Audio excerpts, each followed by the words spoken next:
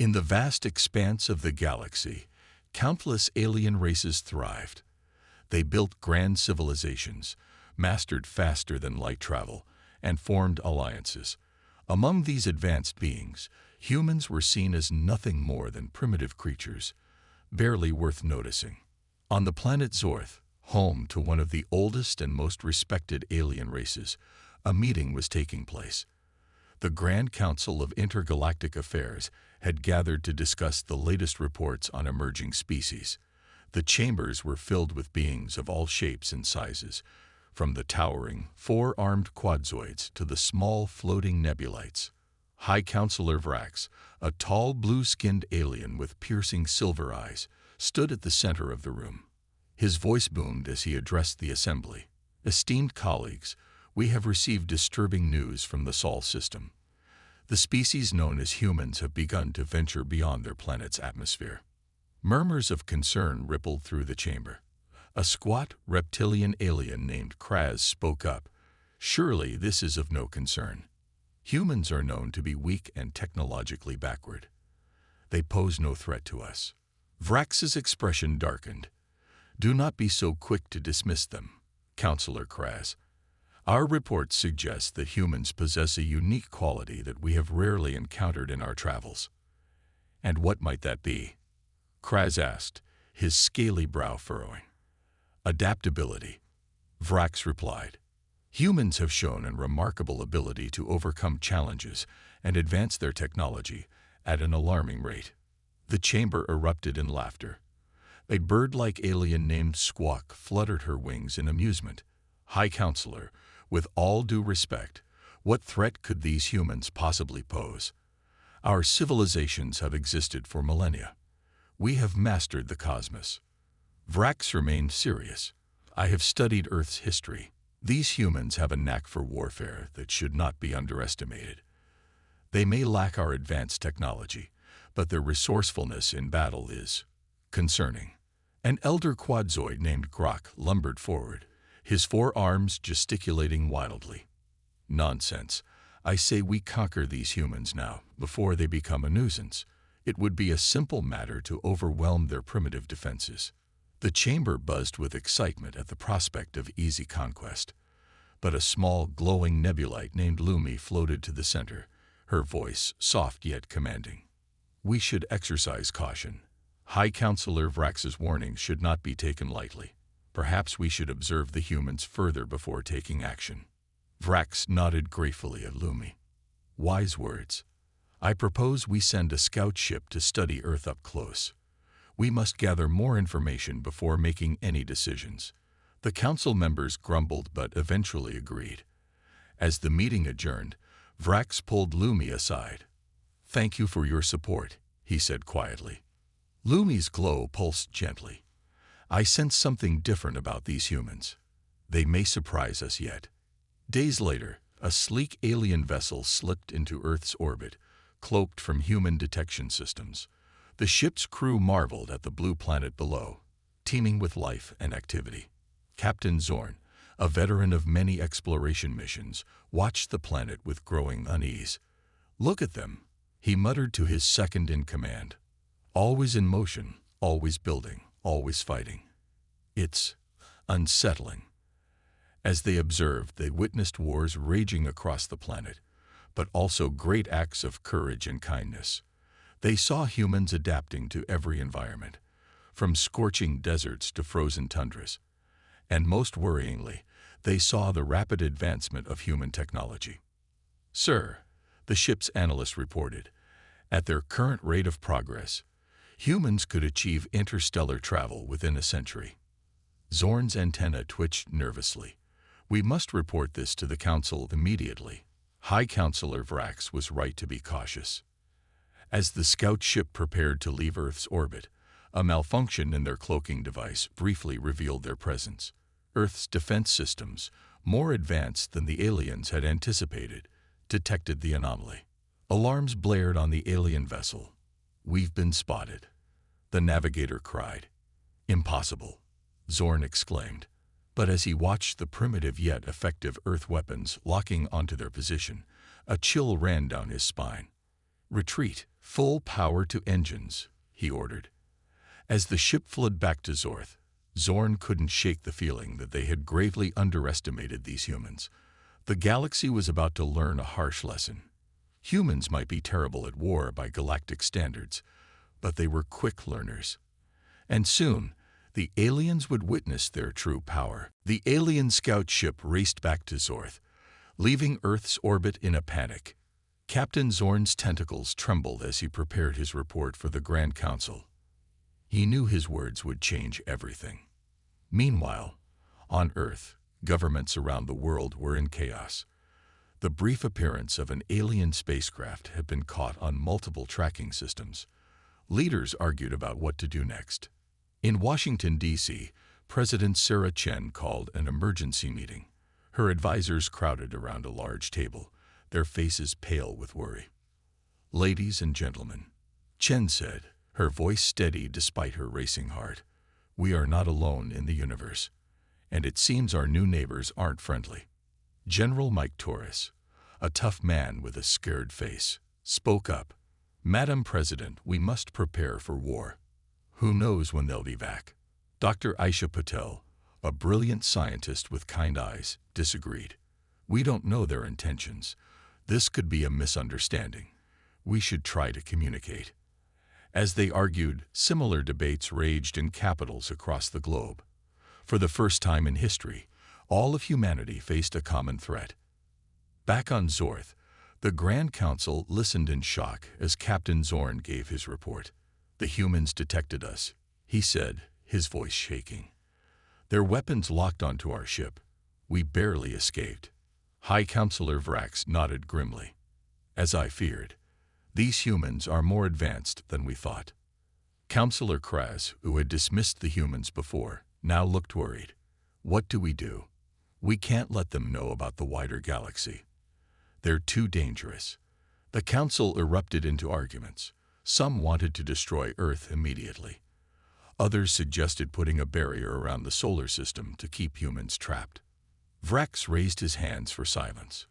"We must learn more before we act. I propose we send a diplomatic mission. We'll approach openly this time, no sneaking around." After much debate, the council agreed. They would send their best diplomats to Earth, along with a small defense fleet, just in case. On Earth, preparations for possible alien contact continued. Scientists worked day and night to improve communication technology. Military leaders developed new weapons and defense systems. One day, as the sun rose over the Pacific Ocean, the alien fleet appeared. Massive ships filled the sky, their strange designs unlike anything humans had ever seen. People around the world watched in awe and fear as the alien ships approached. Some panicked and ran. Others prayed. Many stood in silent wonder. The alien flagship sent a message in all Earth languages. "People of Earth, we come in peace. We wish to meet with your leaders." World leaders gathered quickly in New York City. As the alien ship landed in Central Park, crowds watched from behind barriers. Soldiers stood ready, fingers on triggers. The ship's door opened slowly. Out stepped 3 aliens, a tall blue-skinned being with silver eyes, a small floating creature that glowed, and a 4-armed giant. President Chen stepped forward, flanked by other world leaders. Her voice was clear and strong as she said, "Welcome to Earth." High Counselor Vrax bowed slightly. "We thank you for your welcome. We are the Galactic Council, and we—" Suddenly, a shot rang out. Someone in the crowd, overcome by fear, had fired a gun. The bullet bounced harmlessly off the alien's force field, but the damage was done. In an instant, everything changed. The aliens retreated to their ship, thinking they'd been tricked. Earth's military, fearing an attack, powered up their weapons. Vrax's voice boomed from the ship. "Humans, you have shown your true nature. We offered peace, and you responded with violence. You leave us no choice." As the alien ships rose into the sky, President Chen shouted, "Wait, it was a mistake." But it was too late. The aliens began to fire, their powerful weapons lighting up the sky. Earth's defenses responded, unleashing everything they had. The battle for Earth had begun, born from a tragic misunderstanding. As explosions filled the air, both sides realized a hard truth. This war would change the galaxy forever. And somewhere in the chaos, a small group of humans and aliens who believed in peace began to form a plan. They knew that the fate of both their peoples now hung in the balance. As the alien ships retreated from Earth's atmosphere, leaving behind a trail of destruction, both sides prepared for what they knew would be a long and difficult war. On Earth, the aftermath of the failed first contact was chaos. Cities around the world lay in ruins, smoke rising from the wreckage of buildings destroyed in the brief but intense battle. Yet, amidst the rubble, a new spirit of unity emerged among humans. In an underground bunker beneath the ruins of New York, President Chen addressed the surviving world leaders via a secure video link. Her face was smudged with dirt, but her eyes burned with determination. "We face the greatest threat in human history," she said, her voice firm. "But we will not go quietly into the night. Today, we put aside our differences. Today, we stand as one people, the people of Earth." The other leaders nodded solemnly. For the first time in history, all nations agreed to pool their resources and knowledge. A new organization was formed, the Earth Defense Alliance, EDA. Meanwhile, in a secret laboratory hidden in the Rocky Mountains, Dr. Aisha Patel worked tirelessly. She and her team of scientists from around the world were studying the wreckage of an alien ship that had crashed during the battle. "Look at this," Dr. Patel said, holding up a strange, glowing device. "Their technology is advanced, but not incomprehensible. We can learn from this. We can adapt it." General Torres, who had been assigned to oversee the research, nodded grimly. "How long until we can use this to fight back?" Dr. Patel shook her head. "It's not that simple, but give us time, and we'll give you weapons the aliens won't expect." Across the planet, similar scenes played out. Factories were converted to produce new weapons and defenses. Young people volunteered in droves to join the newly formed Earth Space Force. Humanity was preparing for war on a scale never before seen. But they weren't the only ones getting ready. Far away on the planet Zorth, the Galactic Council was in an uproar. High Counselor Vrax stood at the center of the chamber, his usually calm demeanor shaken. "The humans are more dangerous than we ever imagined," he said, his voice echoing through the hall. "They managed to damage several of our ships. They even shot one down." Counselor Kraz, the reptilian alien who had once dismissed humans, now pounded his fist on the table. "We must crush them now, before they become even stronger." Lumi, the small glowing nebulite, floated forward. "But is more violence the answer? Perhaps if we tried to communicate again." "Enough," roared Gruk, the four-armed quadzoid. The humans had their chance for peace. Now they will face the full might of the Galactic Alliance. The vote was quick and nearly unanimous. A massive invasion force would be assembled, with ships and warriors from every alien race in the Alliance. They would teach these upstart humans a lesson they would never forget. As the council adjourned, Vrax pulled Lumi aside. "I fear we may have underestimated the humans' capacity for both violence and innovation," he said quietly. Lumi's glow dimmed slightly. "And I fear we may be making a terrible mistake. This war could change the galaxy forever." Back on Earth, in a hidden rebel base, a small group of humans and aliens who believed in peace were meeting in secret. They included Dr. Patel, who had faked her own death to escape the military complex, and Zorn, the alien captain whose initial report had started this conflict. "We have to stop this war," Dr. Patel said, looking around at the diverse group. "If we don't, both our peoples could be destroyed." Zorn nodded, his antenna drooping with worry. "But how? Both sides are prepared for battle. The storm is gathering, and it may be too late to stop it." A young human soldier named Jack stepped forward. "Then we'll have to find a way to end it quickly. We need a plan that will shock both sides into seeing reason." As the group began to brainstorm, Alarm sirens suddenly blared. On screens around the world, the same terrifying image appeared. A massive alien fleet, larger than anyone had imagined possible, entering the solar system. The invasion of Earth had begun, and with it, the true test of humanity's strength and ingenuity. The galaxy was about to learn why they say humans are terrible at war, until they witness our power. The sky over Earth turned dark as thousands of alien ships entered the atmosphere. Their massive forms blocked out the sun, casting long shadows over cities and countryside alike. People everywhere looked up in fear and awe at the sight of the invading armada. In the secret command center of the Earth Defense Alliance, President Chen stood before a giant screen, watching the alien fleets approach. Her face was grim but determined. "This is it," she said to the room full of military leaders and scientists. "The moment we've been preparing for. Initiate Operation Thunderbolt." General Torres nodded and spoke into his communicator. "All units, this is not a drill. I repeat, this is not a drill. Engage the enemy." Across the globe, hidden missile silos opened.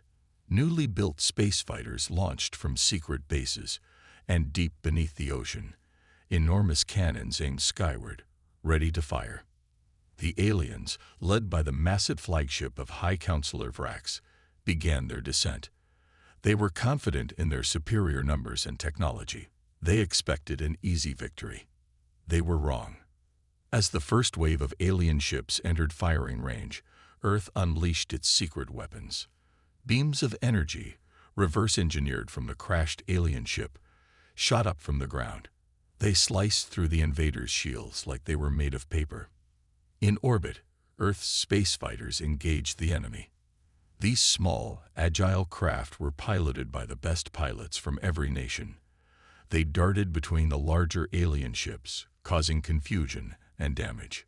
Vrax watched in shock from his command ship as the first wave of their fleet was decimated. "Impossible," he exclaimed. "How did they develop such weapons so quickly?" On the bridge of an alien destroyer, Captain Zorn, who had secretly returned to warn his people, couldn't help but feel a mix of fear and admiration. "I tried to tell them," he muttered. "Humans are full of surprises." Back on Earth, in the secret rebel base, Dr. Patel and her team watched the battle unfold on their monitors. "It's working," she exclaimed. "Our adaptations to their technology are giving us an edge." But the young soldier, Jack, looked worried. "Yeah, but for how long? Look at how many ships they still have." Indeed, despite Earth's initial success, the sheer number of alien vessels was overwhelming. For every ship they destroyed, 10 more took its place. The battle raged on, with neither side willing to give up. In New York, a group of civilians huddled in a makeshift shelter. Among them was Maria, a young teacher who had always dreamed of meeting aliens. But not like this. As the ground shook from nearby explosions, she tried to calm the children around her. "Remember the stories about David and Goliath," she said, her voice steady despite her fear. "Sometimes the little guy wins. We just have to be brave and smart." High above, in the thick of the space battle, a human pilot named Alex was living those words. His fighter weaved through the chaos, taking out alien ships left and right. But as he lined up another shot, his systems suddenly failed. "Mayday! Mayday!" He called out as his ship began to plummet towards Earth. Just when all seemed lost, a tractor beam caught his craft. To his surprise, it came from a small alien ship. Inside was Lumi, the peace-loving Nebulite who had disagreed with the invasion. "Not all of us want this war," she said as she guided Alex's ship to safety. As the battle raged on, more stories of heroism and unexpected alliances emerged. Humans displayed incredible ingenuity, turning their perceived weaknesses into strengths. They used the rubble of their cities as traps for landing alien forces. They hacked into alien communication systems, causing chaos in their ranks. But the aliens were far from defeated. As the first day of the invasion drew to a close, both sides had taken heavy losses. The Earth was scared from the conflict, with great craters and ruined cities marking the battlefields. In the EDA Command Center, President Chen looked at the latest reports. Despite their valiant efforts, Earth's defenses were beginning to crumble under the relentless assault. "We've bloodied their nose," General Torres said, "but they're still coming. What's our next move?" Chen's eyes narrowed with determination. "We take the fight to them," she said. "Prepare our secret weapon. It's time to show these aliens why you should never underestimate humanity." As night fell on the battle-scarred Earth, both sides prepared for what would surely be an even more intense second day of fighting.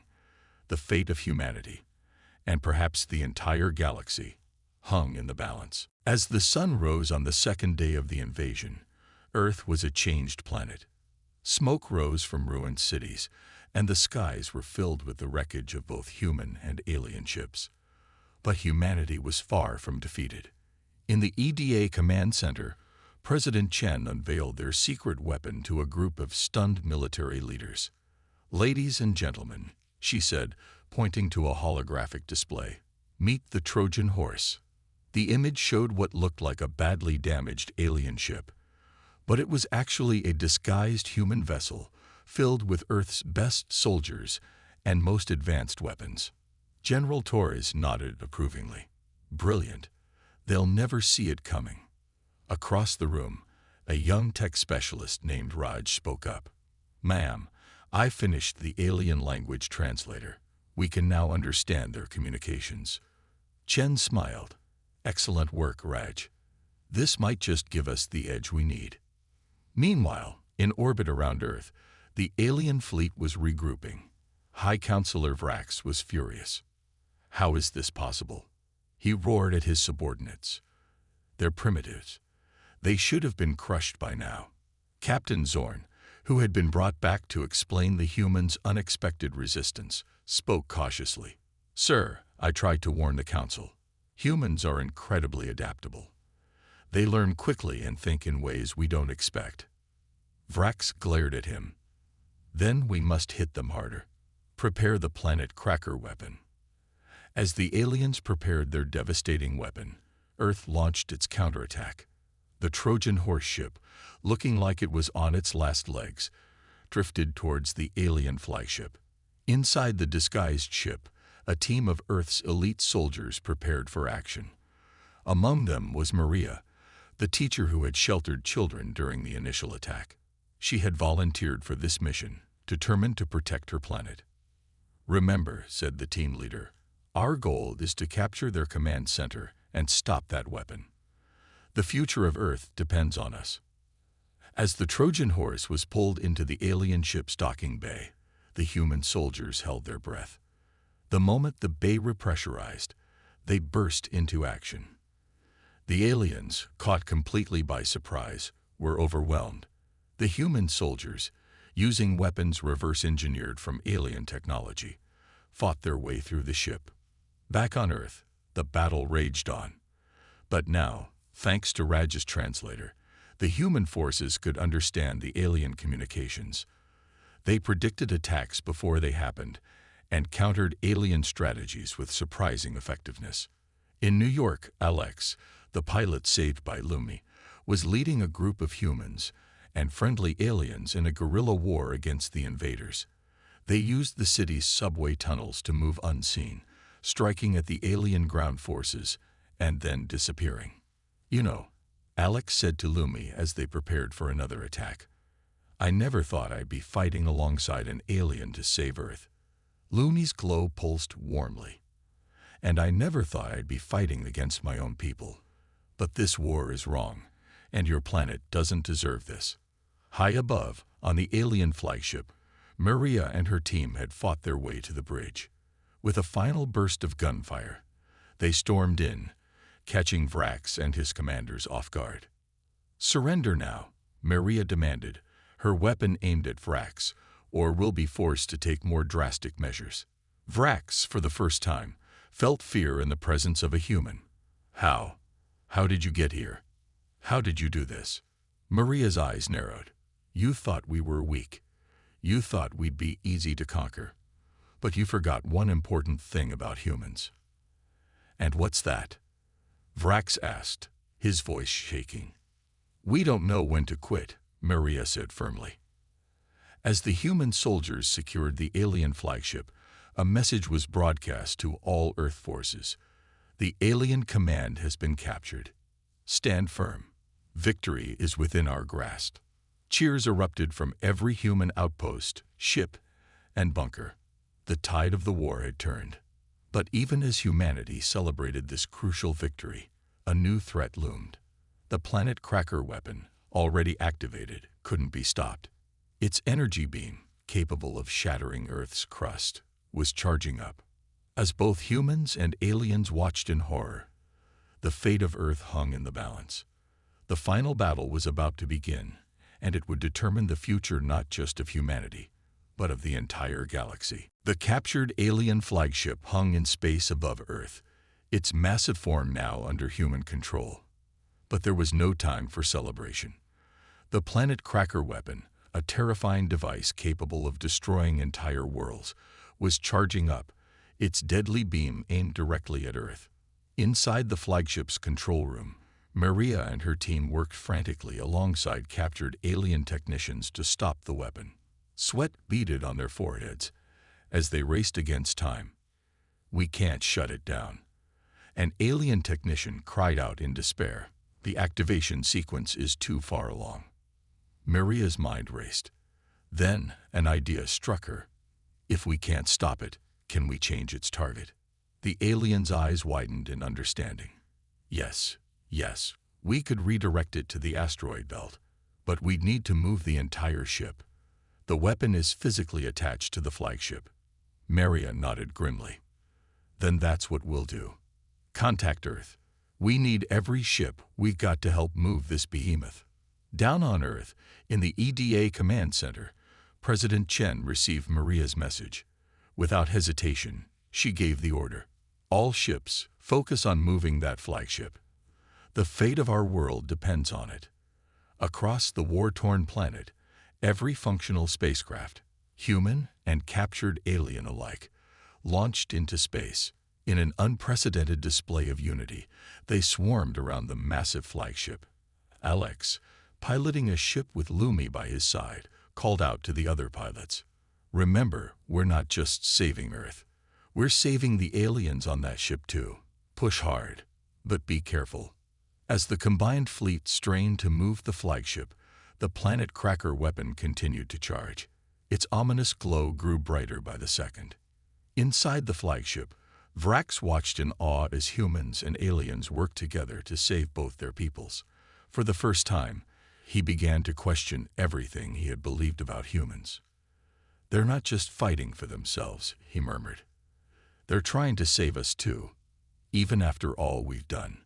The ship groaned as it slowly began to turn.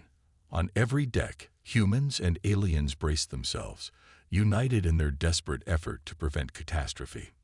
Back on Earth, millions watched the sky, holding their breath.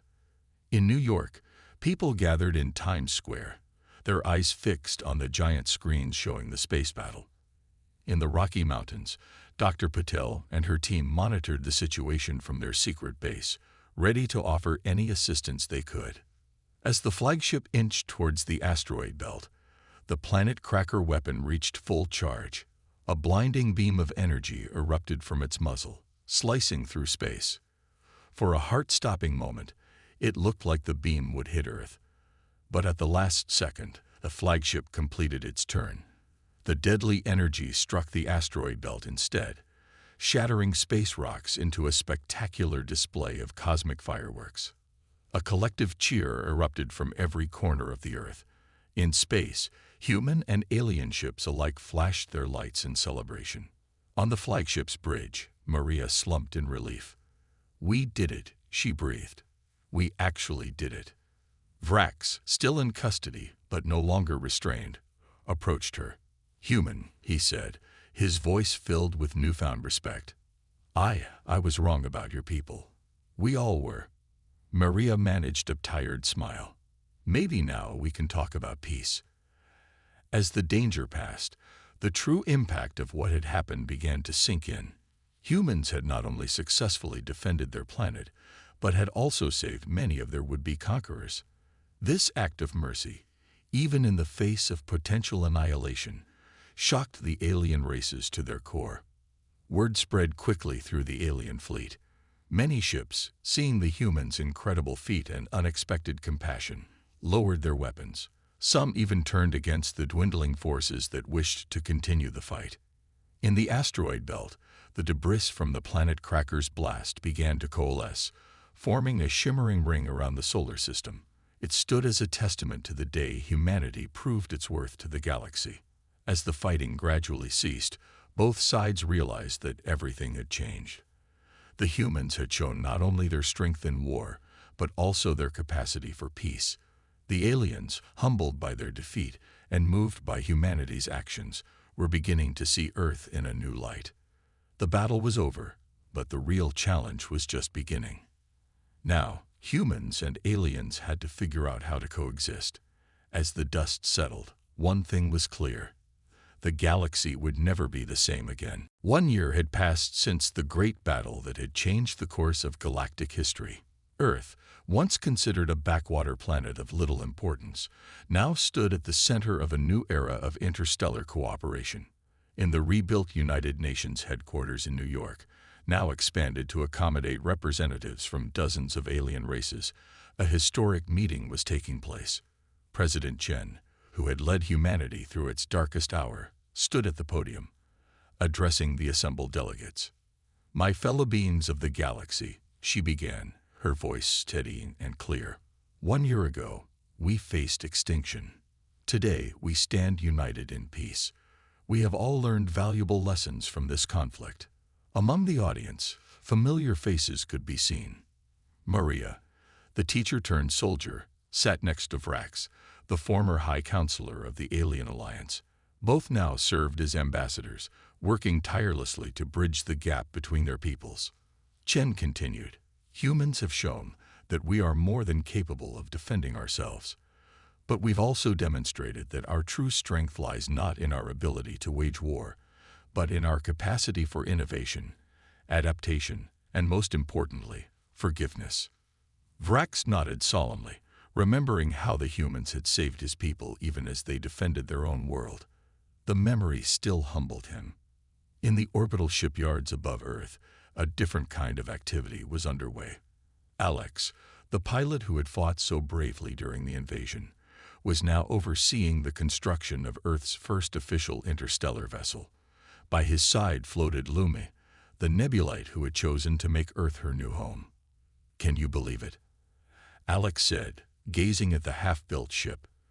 "A year ago, we were fighting for survival. Now we're preparing to explore the stars." Lumi's glow pulsed with excitement.